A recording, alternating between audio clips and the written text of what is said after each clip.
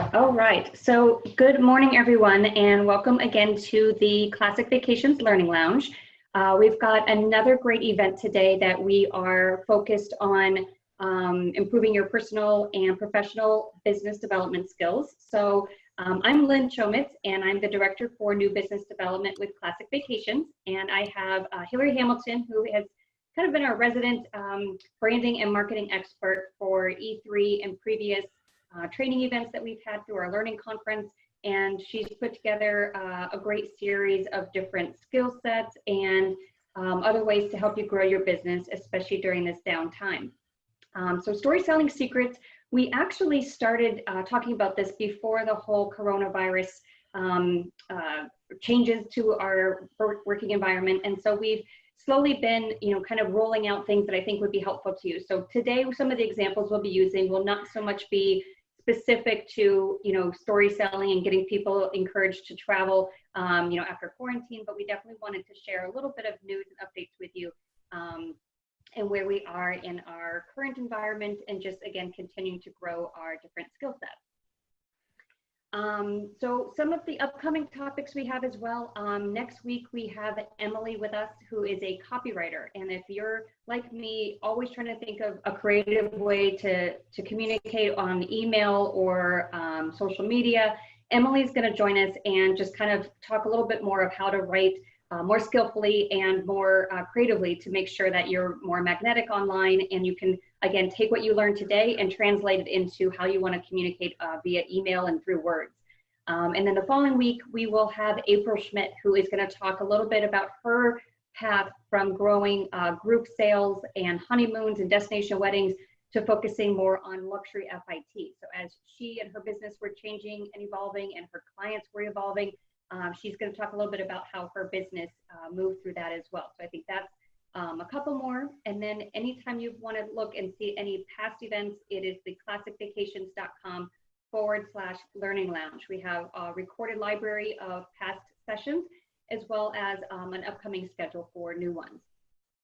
And something else I wanted to share that's new, we just launched this week, is our LeanonUS campaign. So part of the COVID-19 process, we just wanted to have some messaging that, Classic Vacations, we've been around for over 40 years.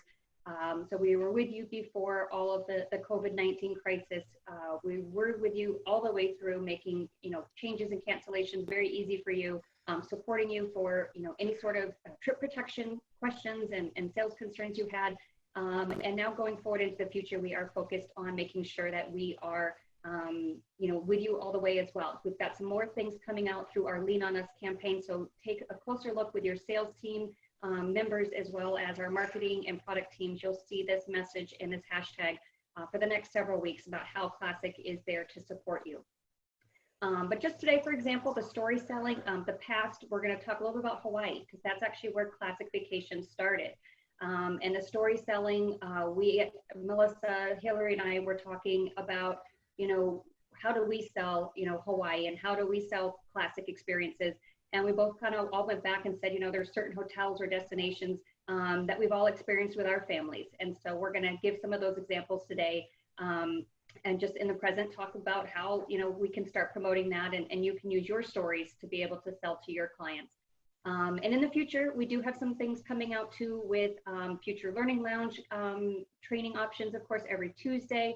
And then we also have some new offerings. We are working on a VRBO offering coming up in the next few weeks. So you'll see more about home and apartment rentals for able to offer to your clients, and some new trip protection options as well. So keep in mind that for past, present, and future, Lean on Classic, we are here to help you, and wanted to make sure that you're familiar with the campaign and kind of what we're working on behind the scenes. So without further ado, I'm going to go ahead and turn it over to Hilary. So Hilary's going to talk a little bit about her story selling secrets, and she does have a worksheet she emailed out yesterday. I'll go ahead and put it in the chat comments as well. But Hilary, I'll let you go ahead and share your screen, and we'll go from there. Wonderful. Good morning, everyone.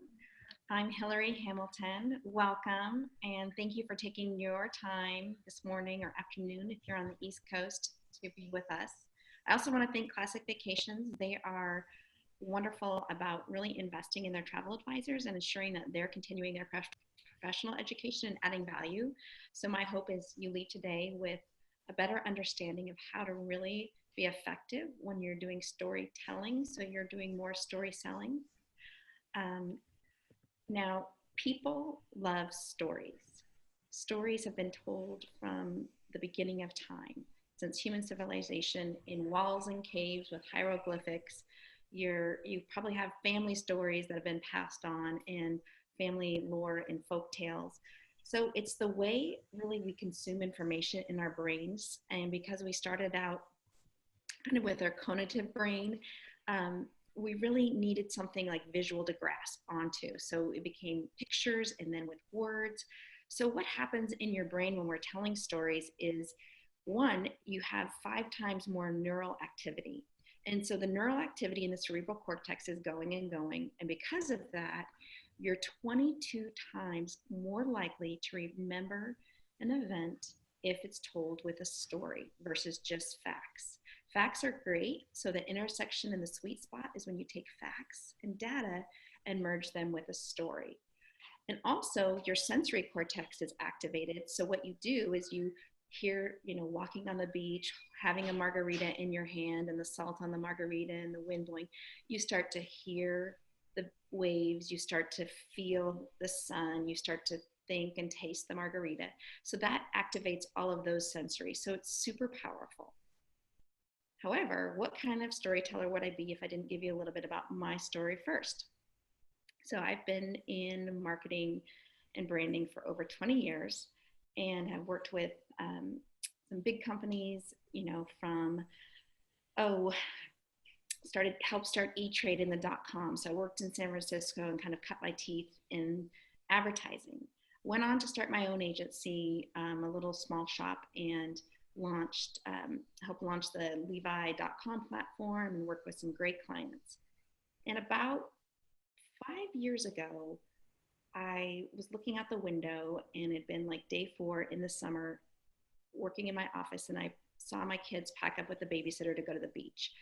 And I kind of had an aha moment that I realized, I don't want to be in this position where I don't have the freedom and flexibility. That's why I started my business. And so this isn't serving me. The type of clients I'm working with aren't serving me. So now I get to work with travel advisors, and it'll be my 4th year this fall, and a lot of other small businesses. But I just went on to do my own coaching where I'm not managing contractors. I'm not building and scaling up based on projects. And the type of clients I'm working with are willing and open to the process. So my values are lined up, and it's this value sandwich. So that's what I'm doing now. I'm doing brand coaching and marketing for medium to small businesses and individual clients. So all that said, let's get on with storytelling. And I'm going to go ahead and share my screen with you all.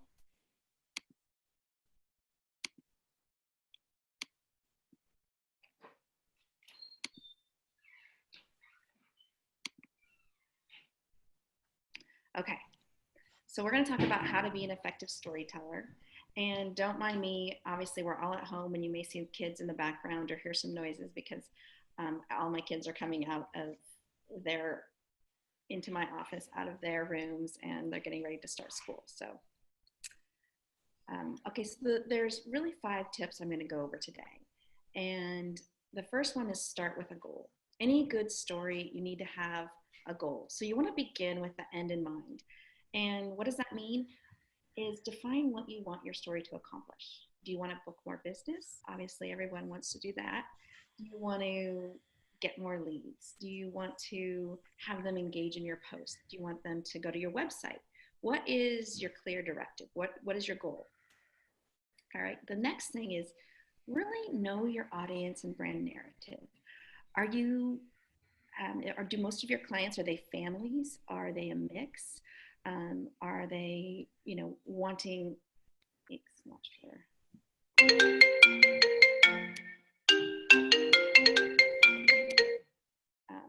My apologies. Okay. So I apologize. Okay, nothing like getting a phone call from your mom during your presentation. Okay, so knowing your audience. And also think about the frequent conversations you have with your audience. So in your worksheet, you're going to define your frequent conversation. So it could have been, I've never been to Europe. Or why would I want to go to, talking to your clients about going to Europe? Or I'm really afraid to go to Mexico. I've heard that it's scary, and, what's that like? So what are some of the common conversations you have during your experience that you come up all the time? Or why'd you get into travel? Or tell me about yourself? Or all of those little conversations that you talk to all the day. Let's all day long while you're on the phone. Let's put those in a story format. So we know that step 1 is have a goal. Step 2 is know your audience and brand narrative. And then one of the things that I think is really important is the best stories are not your own, but those of your clients and your fans. So a lot of really cool brands are doing this, and a lot of travel advisors are doing this. I know Jessica Pressler with Blissful Honeymoons and Weddings does this all the time. She takes her clients' quotes, or she takes their posts or their pictures, and they tell the story for her. I know that Land Rover also does this. They really do a great job of having their client content on there. Apple does this. They're doing this with all their pictures they're doing now. So if you do have the opportunity to use your client testimonies or their experience, they do a great job, and that is really powerful telling stories.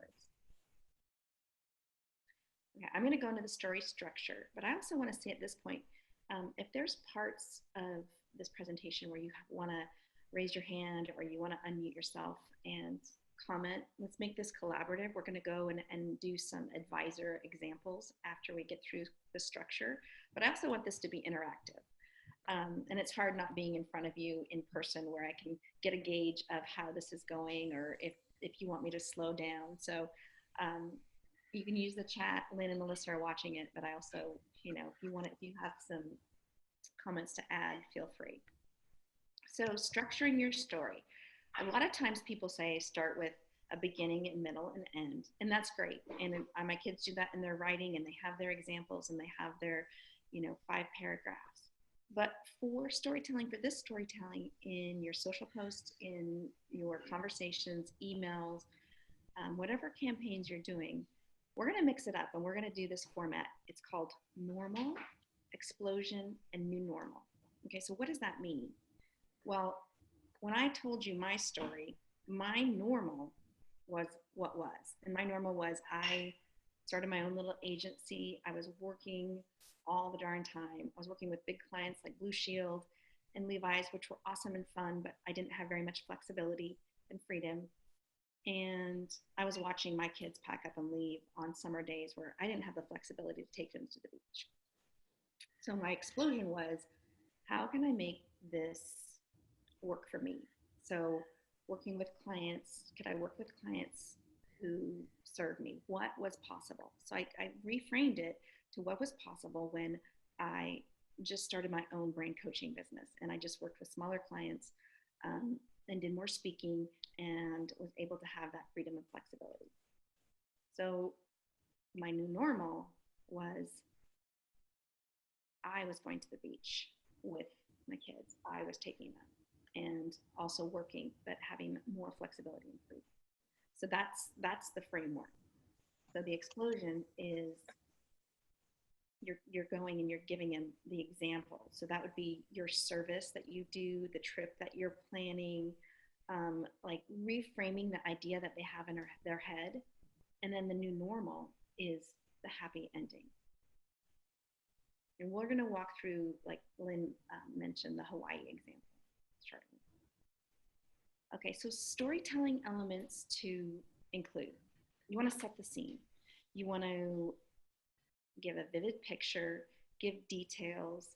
I talked about looking out that window. I talked about, seeing them pack up for the beach. And in your head, you probably had some ideas of maybe you've done that before. You've looked out your window and saw your kids playing, or, you've seen moms walking at the park with their kids and you've been working and thought, I want to do that. You want to give a clear call to action. So what's your directive? You want to include emotion, and you want to include simplicity. All right. So simplicity means the story can be retold. It can be shared. it's something that is easy and people can grasp.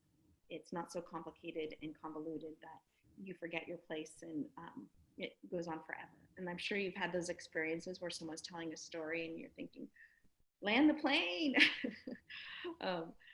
So now we're going to talk about, so we've gone through these tips and they go in succession of steps. So the first one, set a goal. Second one, understand your audience and your brand narrative, what's your story. The structure, which is normal, explosion, and new normal. And then, the elements that must include, like set the scene, paint a picture, have a call to action. So here's a story-selling example in a conversation. You might recognize some of the characters in this story. Melissa Kruger and her lovely daughters. So let's say you have a frequent conversation, which is talking to a client about all-inclusive. And that's all they've traveled to is all-inclusive. And now they're willing to consider going to a property that is a hotel and resort that's not all-inclusive. So here's how you'd structure the conversation. The normal would be, I know we've booked you before at the Hyatt Ziva in Cabo, and you've had a great time with your family. One of the things you did mention was that it was really crowded, the pool was loud, and you had a hard time keeping track of your kids because it was so big and the hotel was so big. I know you also said that you felt like you had to eat every meal on property because it was paid for and you felt guilty leaving. And you also mentioned that you didn't feel like you really experienced the Mexican culture and you had an idea what it was like, off the island, meaning the hotel in Hyatt Ziva. So what would it be like for you if you went to the Mauna Kea beach resort on the Big Island?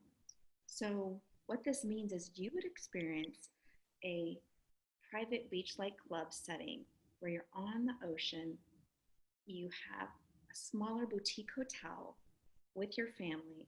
I know when I went there, we could sit on the beach, I could see my kids, I could swim in the pool. It felt like I was in this private resort and it was 5-star and the experience was incredible.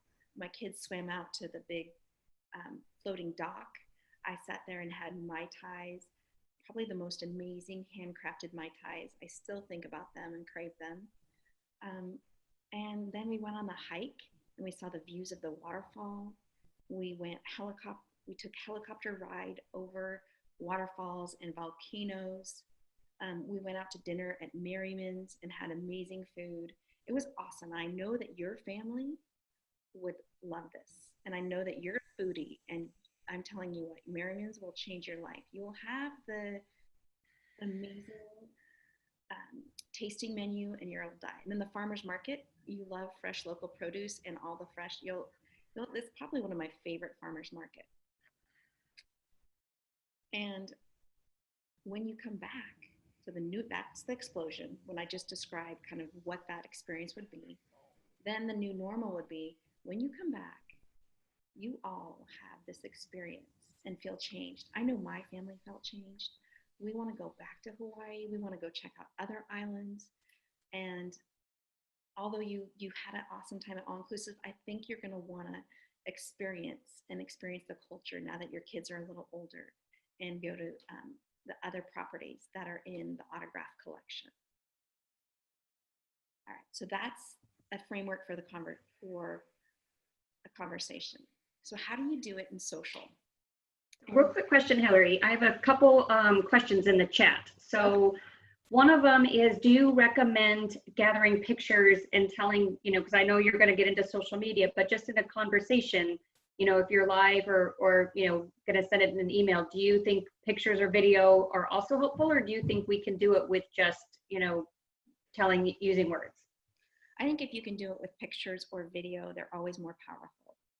I think it helps draw that picture, and people consume videos. Videos are a lot more consumable, and on Facebook and on Instagram, pictures are really powerful and they help and complement your story. So anytime you can do that, absolutely. Great question and awesome suggestion. Okay. And also, I know you're very soft-spoken, but if you could speak up or a little bit closer to your microphone, I think a few people are having a harder time hearing you. So, all right, sorry everybody. There you go. I haven't had my coffee yet.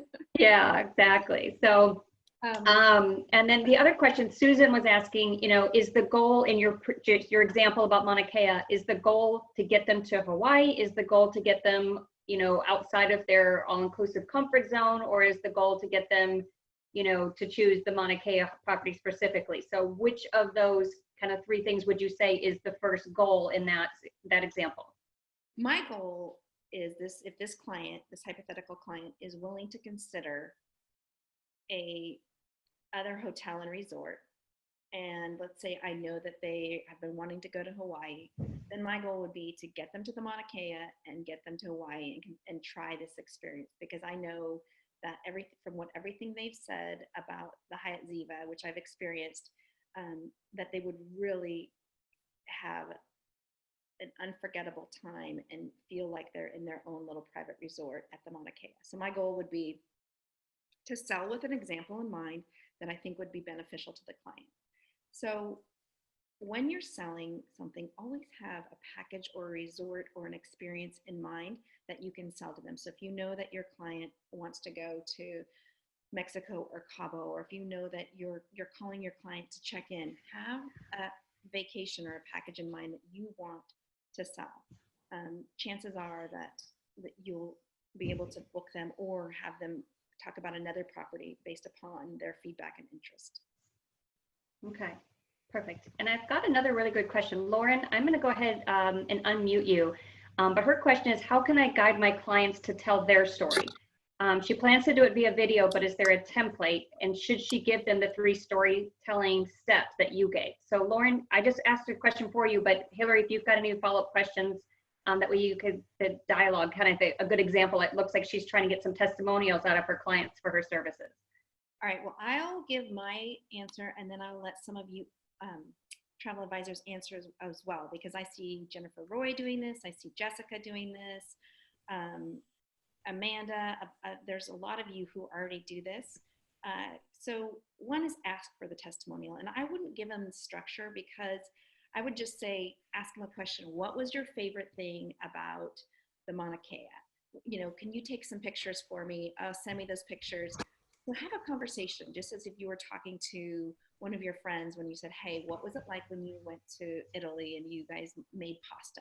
Can you send me that picture? What were your favorite? So interview them, ask them a question, or have them send you a picture with their favorite memory. Or if they've posted already, ask to be able to share their post. And if you don't feel like you kind of have enough information, send them a quick text or email to gather that information and do the story for them. Because you want to make it as easy as possible for those clients to give you their content. So if you can repurpose it from their own feed, if they can tag you and then you repost it, if you can have them text you pictures and you answer a couple questions and fill in the blanks. But I'm curious to see how some other travel advisors do this, because I watch you guys and follow you on social and see you doing this in your feeds. Perfect. Does anyone? So Lauren, do you want to kind of share what you're working on and see how we can kind of walk through it together? Sure. So since we have this downtime, I really want to get some testimonials where I could really curate a better story from it, not just throw something on Google. Everyone's so busy, but I felt like during this downtime, I could really reach out. And that's why I want a few clients have said that they would do a video with me. So I kind of want to do this storytelling. I don't want them, since I'm going to be recording them, I guess, I don't want to waste too much time and then I have to edit, and I kind of want to avoid that. So I was thinking of giving them kind of a story structure, and maybe I will interview from your advice, giving them, how, before we work together, how were they feeling when, what was their favorite part of the trip? And then when they return, I guess, what they felt afterwards. I just kind of want to give them structure so the video could go better. I could save time and then just get it on, social and newsletters and things. Absolutely. Okay, so Lauren, I think this is an awesome idea, and I love it that you have clients who are willing to do this. So let's work backwards. What's your goal of your video? I want to share it with other prospective clients on social media. Okay, so she wants to share it with prospective clients. So clients who haven't worked with her before. So Right. You're going to go with, what was it like booking? I love the idea of starting with that normal. What was it like booking travel and doing it without me before we started working together? And maybe they say, gosh, I had a zillion different options. I didn't know what to pick. I, was led astray by travel advisor. I spent so much time wasted on the internet. I was super stressed out. I was grumpy, and I felt like, I had to do all my transfers. And then, what was it like? What was your experience like working with, what's the name of your business, Lauren? The travel mechanic. Yeah. What was it like working with the travel mechanic and myself? And then, they share, all I had to do was show up and pack. You read my mind. We talked a little bit. You took, this discovery process of understanding what I wanted from my trip, what my family wanted. You knew my preferences down to like that I'm gluten-free, and the hotel brought me my gluten-free dishes, and going through that. And now I will never book without you. Like every trip, where are we going next? Because every trip I'm planning, I go to you because I know that X, Y, and Z. So I think you could absolutely work this story structure in there, interviewing them and helping frame that. So you're efficient with your time. And if you want to practice on someone that is in your family or set it up, it's always, then you can really kind of anticipate like any lag time or how the transitions. So I think that's an excellent idea. And it's an opportunity again to kind of show your clients and weave these breadcrumbs throughout your story. Great. Thank you so much. Yes. Perfect. Thanks, Lauren. And then Hilary, I know I'll let you kind of take it away. There's a couple other questions about, people that are looking to promote specific trips. So I think more in the selling side versus the testimonial side. So I'll let you continue into social media and how maybe to promote specific trips that they're looking forward to into fall in 2021. Okay, awesome. Well, I thought this was a great example, and this may help answer that question about promote with story selling approach on social. So Travel and Leisure did this recently, and it says many travel to Africa and the Middle East to visit cultural treasures and sites, but those who journey to the region's islands will find themselves rewarded with plenty of wildlife, even more gorgeous scenery. Get our list of the best islands in Africa and the Middle East at the link in the bio. So I love that they're using someone else's picture, and they've set the scene. So what was the normal is many of you go to Africa and the Middle East to look at all these cultural treasures, but the explosion, those of you who are journeying to the region's islands will find themselves rewarded with plenty of wildlife and even more gorgeous scenery. So, wow, I'm thinking, okay, wildlife. I'm thinking, what kind of animals am I going to see? And the scenery, even more gorgeous. And I see this waterfall, which I had no idea existed in Africa. And then their call to action is get our list of best islands in Africa and the Middle East. So in social, a lot of times you can do this where they kind of go through the process and they're showing you kind of, you can do this, but even better is here's this idea. So that's one way to do it. You can also do something like the Mauna Kea where they do, I wrote it down. What did they do? They said, this is the moment you've been waiting for.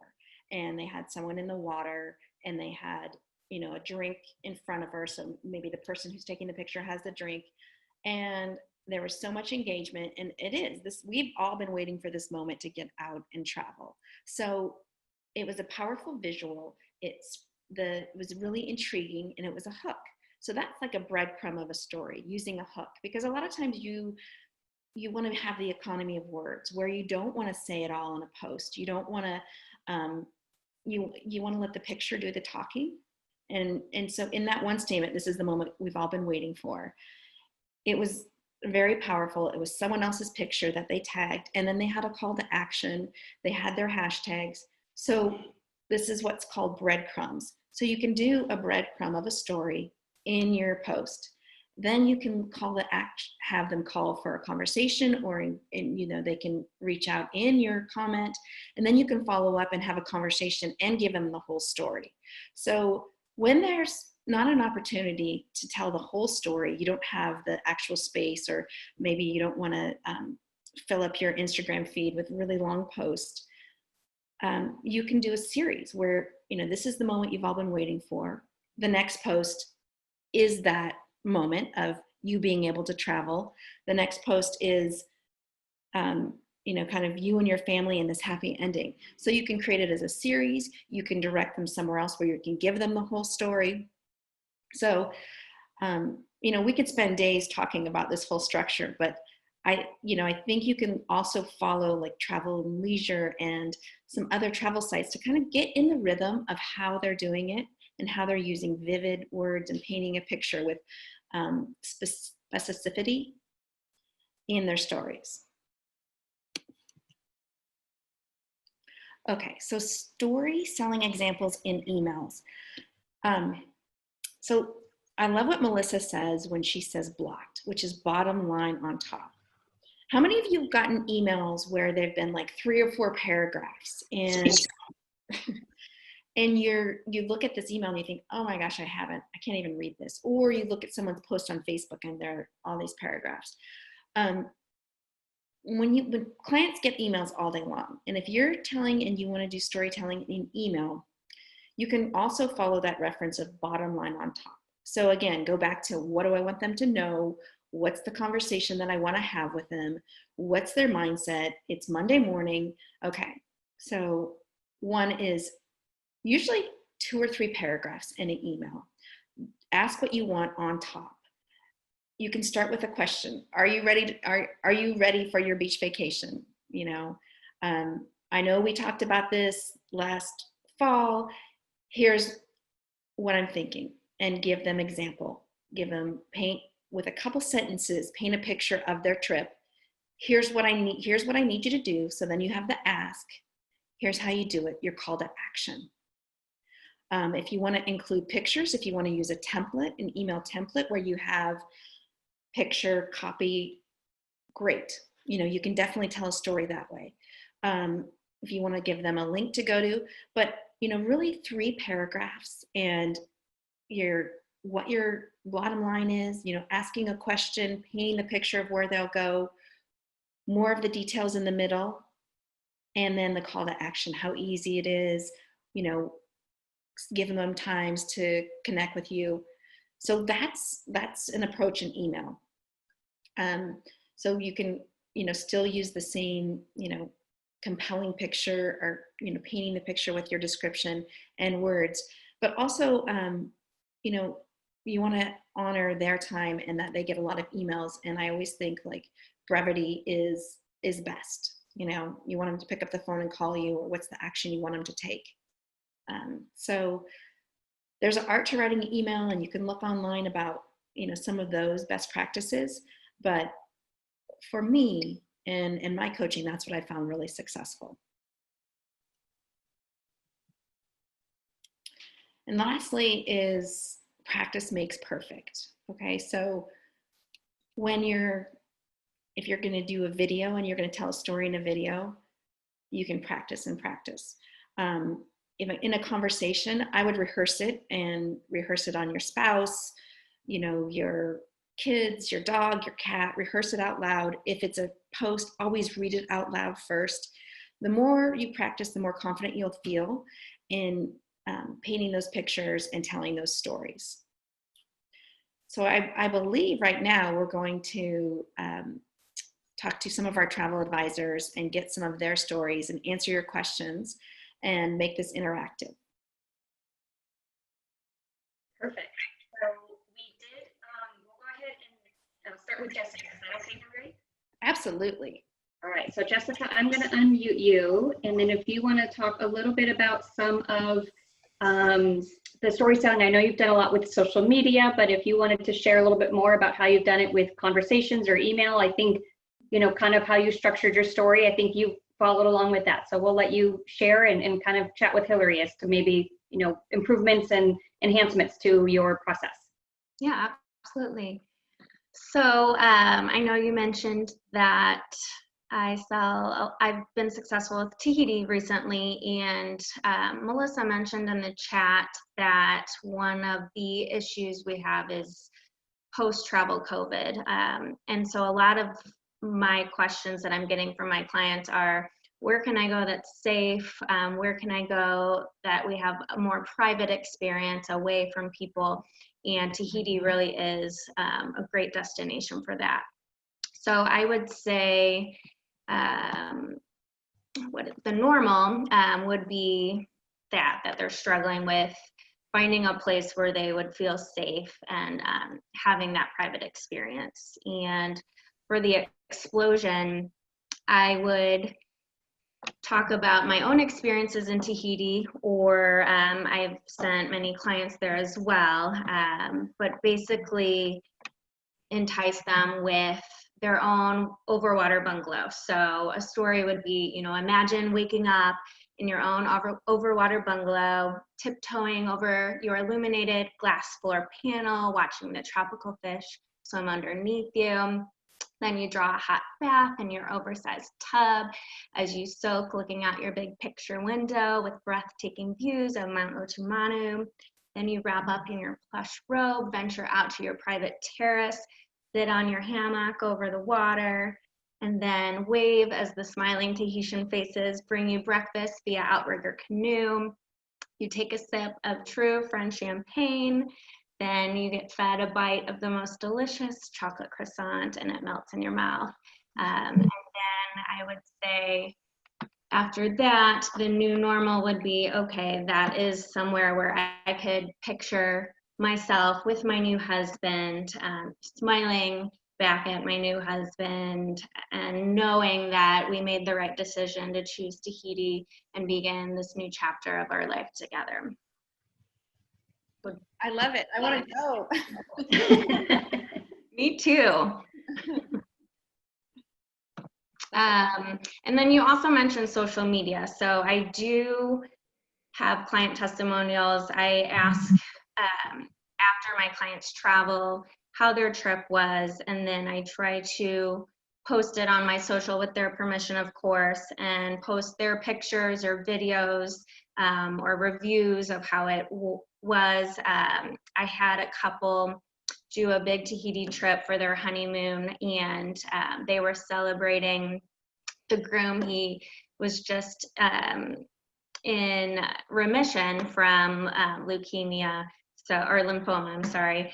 So we really played up their experience in Tahiti, and I actually went about a month before they did. So all of the resorts that they stayed at, I wrote handwritten notes to welcome them with a bottle of champagne, and I either said, you know, happy honeymoon or cancer sucks, and you know, it was a big celebration for them. And then I was able to post that on my social.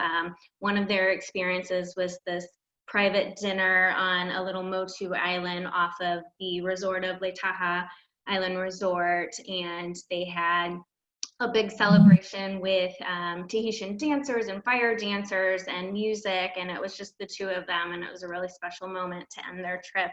And it's great to be able to showcase that on my social, and then other clients will really feel get the emotional aspect of that, and you know, want to experience it too, because I do feel when you're telling a story, you want to play up on the emotions, show empathy, and I think that clients really can connect with that. It's all about connectivity, I think, Absolutely. when you're telling the story. And Jessica, I love the vivid picture you painted, even from the croissant and what it's going to be like when they're there, and how you were able to capture some of those moments, because a story is made up of all these moments. And so you want to be, you captured some of those moments, and the bigger idea of the story was Tahiti, and then you captured it with these moments. And the great thing about you all is you have such great material for storytelling. The trips you've been on, the places you've been, the pictures, the photographs, the suppliers you work with have their own photos too. So it really, you all are set up to be storytellers and to do this all the time in your business. And you can even go back to old trips. If right now, I've seen a lot of you do that with COVID, is talking about like, remember when, or this time last year, I was sitting on the beach with, sand between my toes and a fruity drink with a little umbrella, watching the waves, or whatever it was. But when I'm brainstorming stories, sometimes what I do is I just think of like the nouns, okay, the beach, the ocean, and then I start to add more adjectives and like really kind of just think of like, what was in that picture? What did I smell? What did I hear? And you can, when you start to do this, you'll get in the practice, and you'll realize that you're starting to do this automatically. I agree. Perfect. Yeah, it's very easy to be a storyteller when you're a travel advisor, because we get to travel to the most beautiful, romantic, special places. So if you just pull from that and show your passion for travel and what you do, I think you'll be successful. That's right. That's good. And actually, a question just came up, which I think could be answered by, you, Jessica, or even you, Hilary. But for someone who's new and hasn't traveled and has all those personal experiences to do storytelling, what do you recommend? Obviously there's webinars and training and other things, but do you have, any advice as to someone who maybe hasn't been to a destination? I mean, how can they describe and do story selling without having that personal experience? Barb, that's a great question. And it's tricky because it's you're a travel advisor, you're in this job now, and you need, you haven't traveled there, but you also need clients. So it's kind of getting the experience. So if you can think back to any of the vacations that you've gone on, or the resorts you visit, or how you felt changed by travel, I would start with that, because I'm assuming that you've been on different trips, or you've experienced, because a lot of the travel advisors I know and work with get into travel because it's been a passion since they were little. They've loved traveling and they love being transported to different areas. So is there a trip that you can draw upon to talk about that feeling and that change and shift that happens when you travel? And then Barb, I don't know if you want to unmute and hop on the conversation, but you're welcome to. Well, if there is a trip or experience, I would draw from that, and I would talk about, where you've been. I'd also do your research, talk to people who've been there, talk to your, if you're in a parent agency you're affiliated with, talk to other travel advisors and hear what they've had to say. So you can say, my agency has, we've been working with and visiting this property for the past 20 years. We know the general manager. So you can rely on some of your partner experiences until you've actually had a fam or you visited there yourself. Yeah, I was going to add too, just, kind of focusing on the experiences and features of different hotels. So, I think a great example is the Fairmont Kealani. And you hear a lot of times a hotel salesperson will say, oh, we're great for families and honeymooners. And, in your head, you're thinking, how can that be? They can cater. So I think just finding different experiences. So when we went to Kealani with my family, my daughter did Mermaid University. Granted, we were there for 5 nights, but that one picture of her and her mermaid tail, and, we just booked it through the concierge, but it was something I hadn't seen before in Maui. And it spoke to those families of, here's something we did for an hour over our 5-day, but it promoted Kealani, it promoted family. It was an experience that people were wondering, like, how do I do this? And they had all these kids and, ladies and mermaid tails. And that was probably that experience, what was selling more to the family travel, the family vacation, the Kealani, of course, was part of that message. But at the end of the day, it was that experience and that story selling, I think, that those photos and images that were huge. But then for the family, or excuse me, the honeymooners or the adult vacation, there's a complete other side of the hotel with an adults only pool, you know, and some amazing food and beverage, you know, the cuisine and the service and the experience. So, you know, how you've got this fantastic hotel that can cater to completely different clienteles. It depends on what story you want to sell or promote to different clients and what experiences you pull. So even if you haven't been to that property or experienced or stayed it, you can pull those experiences just from their website. And those are the pictures and the, you know, that you want to paint and tell a story, just by, you know, attending webinars or looking on their website. What promotions are they featuring? And then that's the story to your target audience that you're definitely going to want to feature. So I do think you can do that even if you haven't been there, but it helps that I have been and experienced both the adult section and the family section. But that's definitely some advice I think that would be worthwhile in your research and some downtime, is to create different stories and different, you know, messages and target audiences for, you know, your most favorite hotels that you really want to sell and start selling. That's a great point, Lynn. And I've been watching the comments, and a couple people, one, Lauren Doyle said, you know, people are going to buy with you. You have to tell yourself. So, and then Heather Keller commented on being authentic. And that's really one of the keys, is just using yourself in the process, in your authenticity. You work with people you like and connect with. So one way to do that is through story, but also just being really authentic and being yourself, and relying on your personal experience, but also that just your authenticity and just that warmth, or whatever it is that you know, kind of your superpower.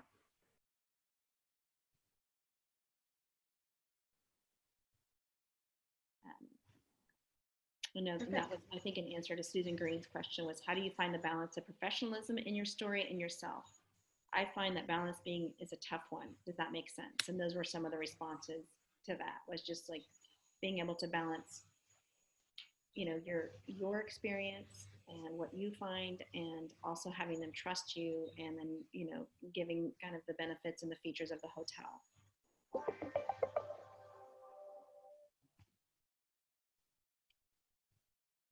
Perfect. Well, I don't see any other questions. Do you have any wrap-up items or anything else that you wanted to share, Hilary? I do. So we're going to send this presentation out, and we also went through a outline of a conversation that we used and we framed with the Mauna Kea Beach Resort. And so we're going to make sure that you have all that, and Lynn is going to capture all the comments, which is great follow-up.